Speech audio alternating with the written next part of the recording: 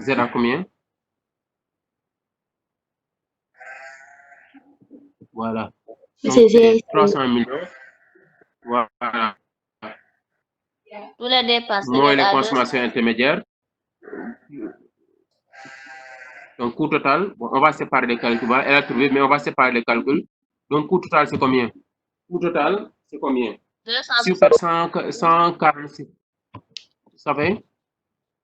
261 650 261 650 millions. 200. Allô? 61 millions.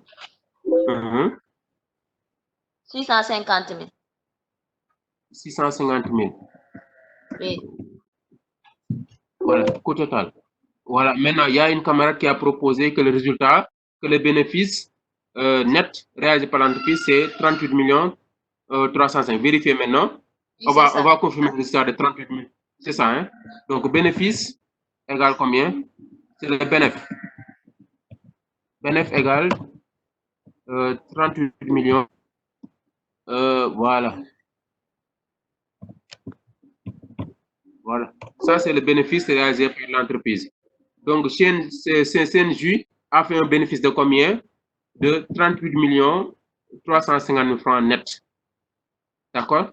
Elle a créé une richesse de combien? Regarde la richesse créée et le bénéfice qu'elle gagne en fin de compte. Regarde la richesse qu'elle a créée. La richesse qu'elle a créée, suivez bien, la richesse qu'elle a créée lui a permis de payer les salaires, de payer les impôts et de rembourser sa banque.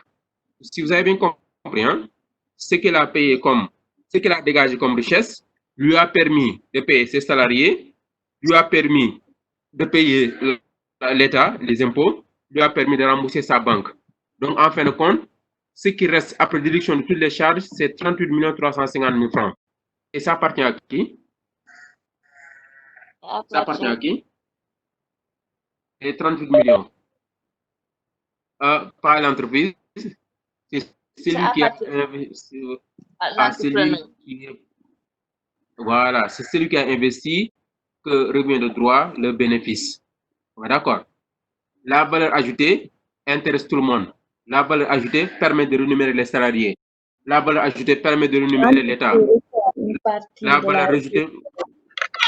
Pardon? Allô? L'entreprise reçoit une partie de la richesse créée. Voilà, donc c'est cette partie-là qu'on appelle maintenant le bénéfice. D'accord. Si vous n'êtes pas en mesure de créer de la richesse, malheureusement, vous ne pouvez pas couvrir vos salaires, couvrir vos dépenses en impôts, couvrir également vos dépenses en investissement. Donc, si c'était IMC, les 38 millions reviennent de droit à M. Gay parce que c'est lui qui est le propriétaire de l'école. Maintenant, la valeur ajoutée qu'elle a créée, que l'entreprise a créée, ça, tout le monde doit en profiter. C'est l'État, c'est les bailleurs, etc. Donc, vous avez compris un peu la différence entre richesse et profit. La valeur ajoutée est répartie au sein de l'économie, en fait, au sein des différents acteurs de l'entreprise. Le bénéfice revient de droit à celui qui a investi. Donc, si un jour vous créez votre propre entreprise, la richesse, encore une fois, ne vous appartient pas. La richesse doit être répartie entre vous, l'actionnaire, entre ceux qui travaillent dans l'entreprise, l'État, vos partenaires, etc. Maintenant, le bénéfice vous reviendra de droit. Donc, ça, il faut faire attention. Quand tu vas créer ta propre entreprise, de grâce, la richesse ne t'appartient pas. Tu prendras en compte le bénéfice. Et en comptabilité, si tu fais en comptabilité, vous allez voir plus tard que une partie du bénéfice sera encore à nouveau injectée dans l'entreprise. Une partie du bénéfice sera encore mise en réserve. Donc, faites attention. Ça, c'est des principes comptables, c'est des principes de gestion. Donc, vous n'avez pas le droit de vous accaparer de la richesse, mais vous avez le droit de profiter de votre bénéfice, c'est votre argent, c'est votre bénéfice, vous avez pris le risque d'investir. Hein? D'accord? Donc, c'est bon pour les calculs. Voilà. Coût total en termes très termes. Coût total égale coût de revient. Berthaud, coût total égale coût de revient. Si quelqu'un peut l'écrire, coût total égale coût de revient. Coût total Coût total égale coût de revient. Égale coût de revient.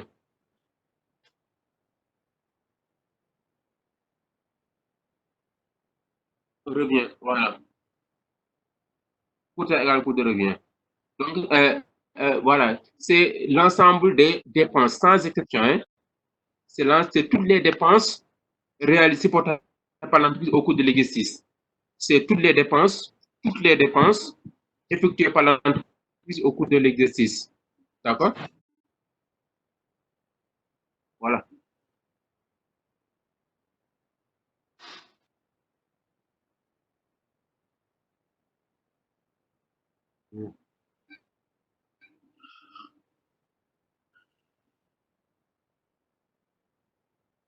Voilà.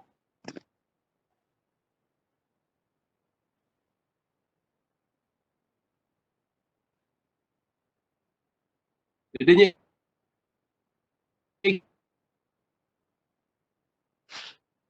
exercice. Le premier qui me donne les bonnes réponses, bon, il a non par rapport à l'exercice 4. Vous avez l'entreprise bâtiment qui construit des villas. Elle a vendu 10 villas par an au prix de 10 millions chacune. Elle emploie 10 salariés qu'elle rémunère, c'est-à-dire qu'elle paye chaque mois à 150 francs le mois. Elle paye également des cotisations sociales par patronale.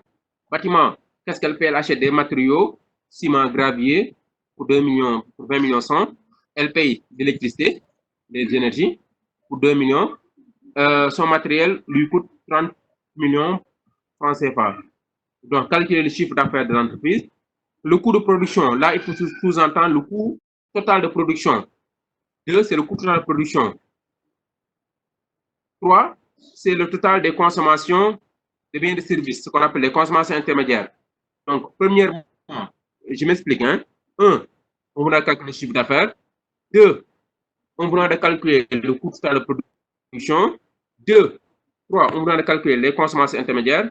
4, la valeur ajoutée. 5, le profit. Donc, je vous laisse faire. Donc, Monsieur, maintenant, oui, oui, les 30%, oui. c'est pour chaque bâtiment ou bien tous les 10? Non, regardez bien. Elle emploie 10 salariés qu'elle rémunère à 150 francs le mois. À cette somme maintenant, il faut acheter parce que les salaires vont avec les cotisations sociales. Quand un jour tu vas travailler quelque part, non seulement tu as un salaire, mais quelque part ton patron te garantit une couverture sanitaire. Si tu es malade, c'est l'entreprise qui te soigne. Quand tu vas à la retraite, c'est l'entreprise qui doit te payer un salaire. Donc, c'est ça qu'on appelle les cotisations sociales. C'est lié au salaire. D'accord? On dit cotisation sociale ou part patronale ou cotisation patronale. Ça signifie que les 30%, c'est un plus que tu as sur ton salaire, mais tu ne l'encaisses pas. C'est quelque part l'entreprise va le cotiser au niveau de l'IPRES, au niveau de la caisse de sécurité sociale.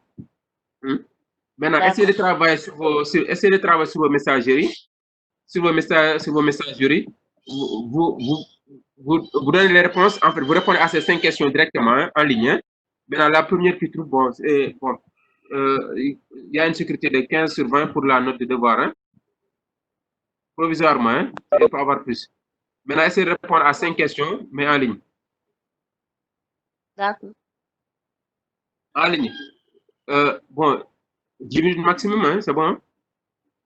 Ou bien c'est beaucoup. Voilà. Donc, voilà, vous donnez les réponses. Hein, vous balancez vos réponses comme ça. Hein. D'accord, après on va voir qui a trouvé. Hein. Voilà. Vous donnez les réponses comme ça, on va voir qui a trouvé.